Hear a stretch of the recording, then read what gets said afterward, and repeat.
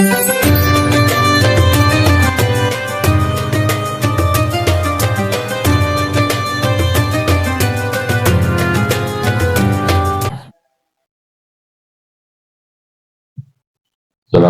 warahmatullahi wabarakatuh.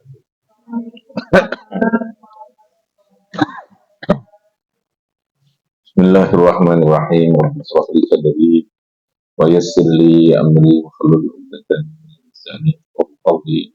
Subhanaka la ilma lana illa ma 'allamtana innaka antal alimul hakim. Qala al-musannifu rahimahullahu ta'ala wa nabiyyi wa bi umumihi wa bi asrarihi fid darin. Tahqiqul mahabbati fillah, tahqiqul mahabbah. Tahqiqul mahabbati, kalau diterjemahkan hakikat atau nyatanya mahabbah, mencintai fillahi karena Allah. Wa utawi tahqiqul mahabbati fillah iku ayyuhibba maksud saya iku ayyuhibba yento mencintai sapa mar'u seseorang, la yuhibbu tidak mencintai sapa mar'u, la yuhibbuhu lidzatihi, ayyuhibbal mar'u la yuhibbuhu, terus sebaliknya dibuat ayyuhibba yento mencintai sapa man, ayyuhibba yento mencintai sapa man al mar'a ing seseorang, la yuhibbu tidak mencintai sapa man hu ing mar'a lidzatihi karena zatnya, lidzatihi karena zatnya mar'u. Bal ila khuludi barik maring piro-piro bagian mar'u al-ukhrawiyati kang bangsa akhirat minggu saking mar'u. Jadi hakikat dalam bahasa tasawuf itu hakikat dari mahabbah, mencintai karena Allah atau mencintai Allah itu adalah ketika kita mencintai seseorang atau mencintai sesuatu, bukan cinta itu bukan pada zatnya, tapi pada kemanfaatan, pada fungsi ya, kemanfaatan pada faedah yang bisa kita ambil dari sesuatu atau dari seseorang itu untuk akhirat, untuk akhirat.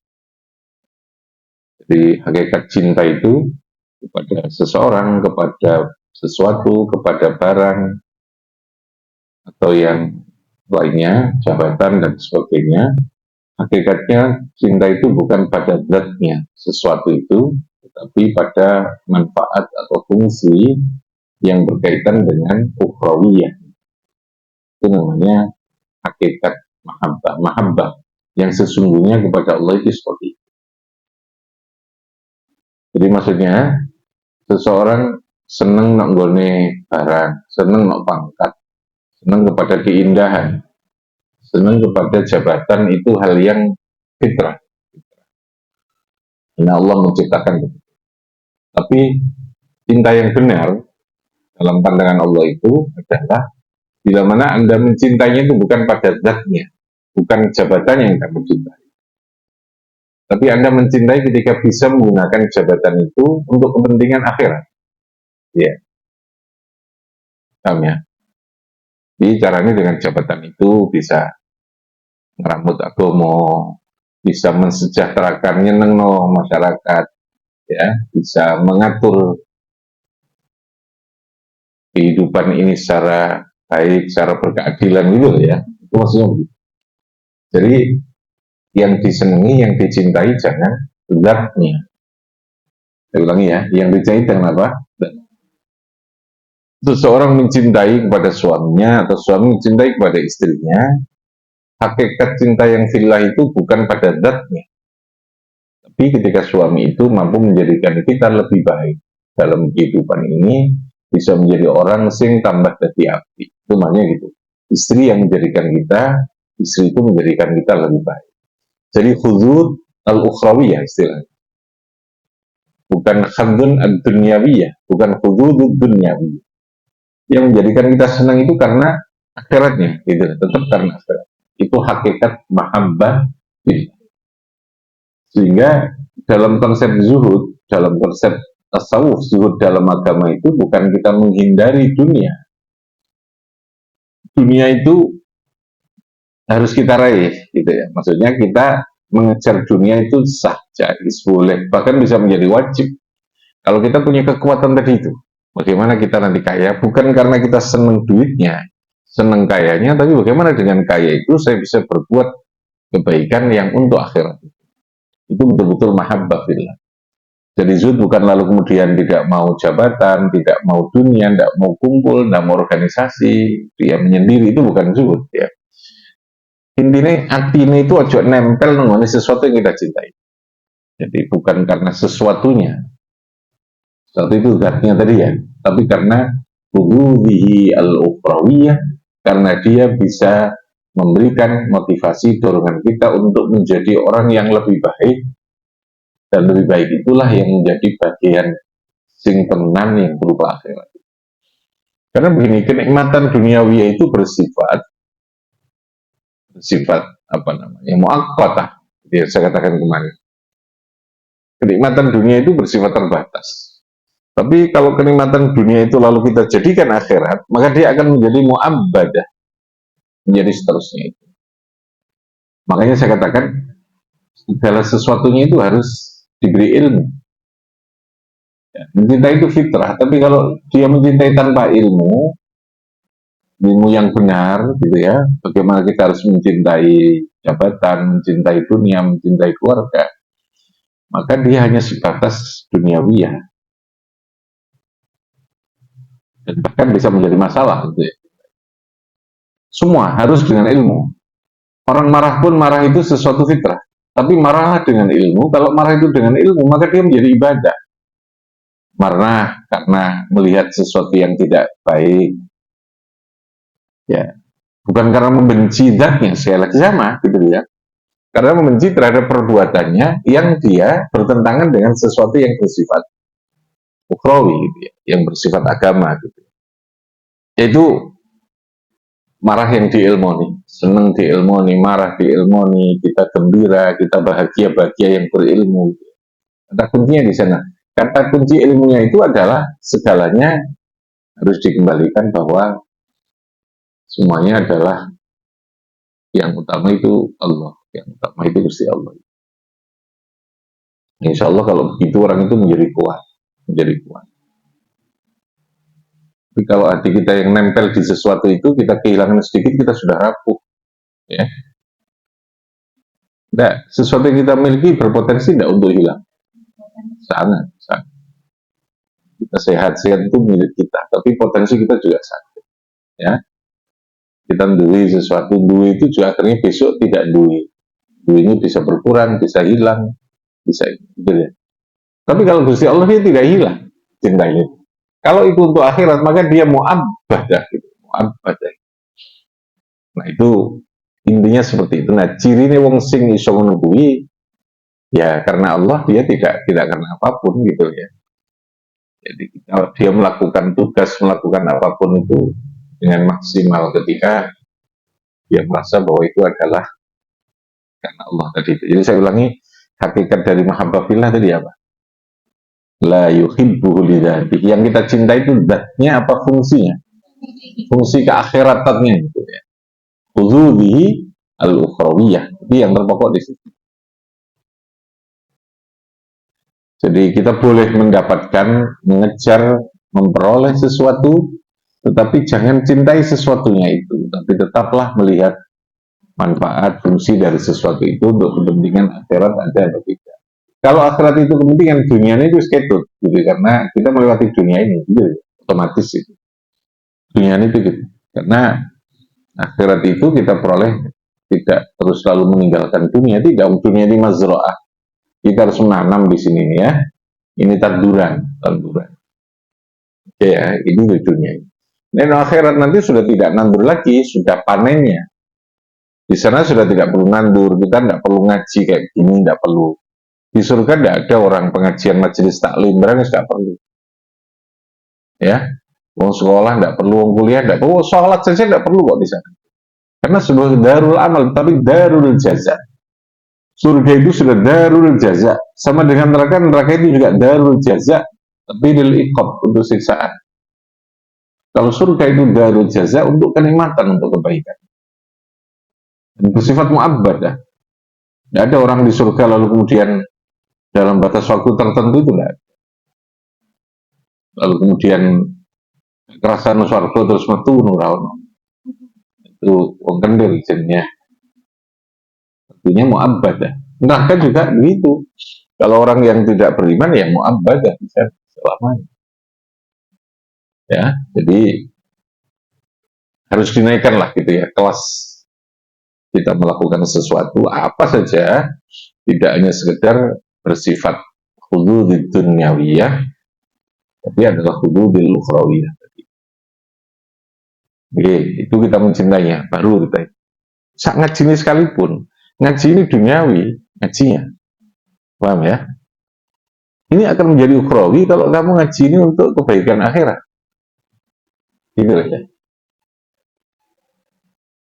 Sekolah, mondok, pondok pun menjadi dunia. Jangan kan kok pondok, sholat itu pun duniawi perbuatannya.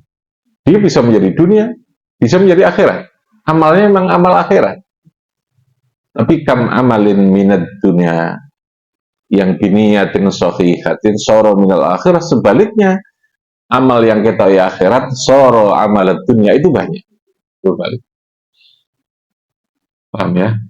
Makanya harus hati-hati, harus hati-hati. Pengajian, sholat. Tapi nek sholat itu bukan karena Allah, maka dia menjadi dunia. Dan itu malah berbahaya. Karena kalau dunia-dunia itu tidak salah, tapi ya dunia toh, itu gitu ya. Tapi nek wis amal ibadah kita isin ibadah, tapi dimanfaatkan atau dipakai untuk sarana duniawi, itu yang salah besar. Salah itu double-double. Kulitan ben supaya ini orang kena ini. Suatu ben-bennya itu yang supaya ya, ben itu supaya tujuannya ini itu yang tidak boleh. Jadi lepaskan saja bahwa di situ ada fungsi, ada manfaat, bukan karena itu ya, karena saya ibadah ya sudah, Gusti Allah nggak mau lagi saya ngaji ya sudah untuk ini. Makanya kata Imam Ghazali, ada orang yang disebut dengan al-maghrurin. Maghrurin itu orang-orang yang tertipu. Dia seakan-akan berbuat baik, tapi ketika nawaitunya, ketika dorongan dan motivasinya bukan untuk kebaikan dunia untuk akhirat, maka dia tertipu seakan-akan dia terus berbuat baik. Seakan-akan dia berjuang, tapi menyakiti orang. Biasanya ini cara-caranya tidak baik. Ya, kemangnya gak ikhlas lah. Kata kuncinya kan mestinya ikhlas nanti ujungnya itu kan. Kata kuncinya apa? Ikhlas itu. Ikhlas itu lakukan segala perbuatan karena memang itu perintah Allah, karena memang itu diatur, diperintahkan oleh Allah, karena itu dilarang oleh Allah, gitu ya. Tidak karena sesuatu yang lain. Sekali lagi, sesuatu yang kita lakukan dengan Allah itu ketika punya efek akibat yang bersifat duniawi itu sudah pasti, karena duniawi itu dijamin. Urusan dunia itu dijamin Gusti Allah. Sesuatu yang dijamin ya tidak perlu kita ragu-ragu atau kita gelisah. Yang penting kita memenuhi ikhtiar sunnatullahnya tadi dengan sebaik-baiknya. Itu yang dimaksudkan dengan hakikat atau tahqiqul mahabbah fillah. Jadi saya ulangi, hakikat orang mencintai Allah, apakah kita tidak boleh kaya? Boleh kaya enggak? Boleh. Katakan boleh ya, tidak harus, karena harus nanti nggak kaya malah dosa. Boleh nggak kita punya jabatan? Boleh. Tapi bagaimana untuk mewujudkan bahwa jabatan itu menjadi sesuatu yang tetap menjadikan kita cinta kepada Allah, itu bagaimana?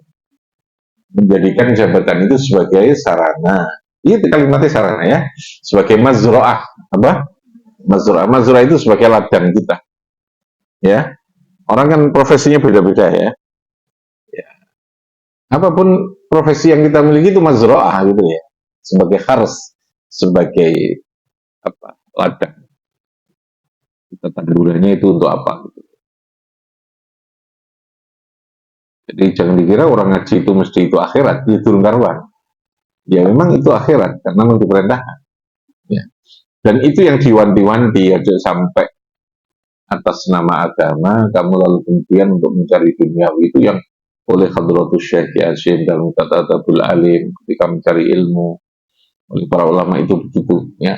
Sampai ilmumu kamu tujuannya. Nah, kesalahan besar kita membangun mindset itu sekolah itu kerja, ilmu itu kerja, ilmu itu profesi, sampai di situ titik. Mestinya itu koma saja, gitu ya.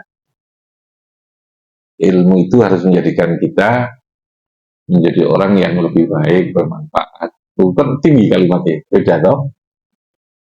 Apakah kerja itu mesti manfaat? Saya ulang, saya tanya, apakah kerja mesti manfaat?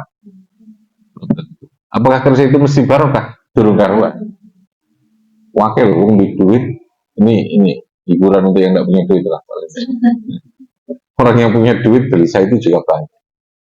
Mana kobongan ke Amerika itu ya? Itu baru pangeran. Ya, macam-macam lah penafsirannya. Jadi kebahagiaan, makanya dinaikkan sedikit kali yang tujuannya apa? Supaya kita menjadi orang yang bisa punya manfaat, supaya hidup kita itu barokah dengan ilmu. Jadi lebih tinggi. Kalau sudah itu, yang namanya jabatan kerja itu lewat sudah, wis apa? Wis dilewati. Persoalannya kita ngomong itu, tapi keilmuan kita itu nanggung. Sekali lagi ya, kalau nanggung itu ya di mana-mana ya mesti jadi masalah. Baik maupun doaan, mesti niat api, terus niat sing biasa-biasa gak niat. Lo ngomong manfaat dari mana, ngomong barokah dari mana? Kamu nggak punya ilmu yang cukup untuk itu, gitu ya. Karena kalau sudah yang namanya sukses secara hitungan akal menungso itu harus ada sunnatullahnya, paham ya? Ada sunnatullahnya. Nah, untuk berkah dan manfaat itu urusan hati, urusan mindset, urusan keimanan, urusan visi kita, pemahaman, gitu ya. Orang yang niatnya kerja sukses, bisa sukses. Sukses itu syai'un akhar ya, sesuatu yang berbeda. Paham ya? Sesuatu yang berbeda. Tapi hanya sebatas itu, gitu. Kalau niatnya nak bunuh, usahakan sukses itu menjadi kemanfaatan, gitu ya. Yang harus dibangun itu. Tapi jangan juga di bypass bahwa sepenting manfaat barokah, gak belajar ya apa-apa, penting barokah. Orang duit ini tidak bisa. Karena untuk punya ilmu itu, untuk bisa sukses itu sudah ada tracknya, ada sunnatullahnya, ada hukum yang berlaku pada setiap kesuksesan. Ya, contohnya, orang kalau lapar, untuk bisa kenyang, caranya gimana ya? Makan itu sunnatullah. Orang untuk sehat, ya dia harus menjaga kesehatan. Ya, makan yang benar, istirahat cukup, gitu kan macam-macam. Itu sunnatullahnya begitu. Nah, bisa kita langsung ngomong, ya sudah, yang penting barokah manfaat, tak karpe itu, ya tidak bisa. Jadi seringkali ketika kita berbicara barokah terlalu berlebihan, maksudnya begitu ya, terlalu ekstrim, terkadang lalu meremehkan sunnatullahnya tadi. Paham ya? Biasanya no pondok sing salaf, ya, yang tidak cukup punya bekal ilmu yang berkaitan dengan duniawi itu, dia langsung sudah tawakal melampaui batas, gitu maksud saya gitu. Tawakal yang salah lah gitu. Tawakal itu ya harus sunnatullah itu, gitu ya. Lakukan itu lalu itu serahkan pada Allah. Karena yang kita lakukan itu tetap ujungnya, ya, pada ujungnya itu, pada nihayahnya itu tetap Allah di sana.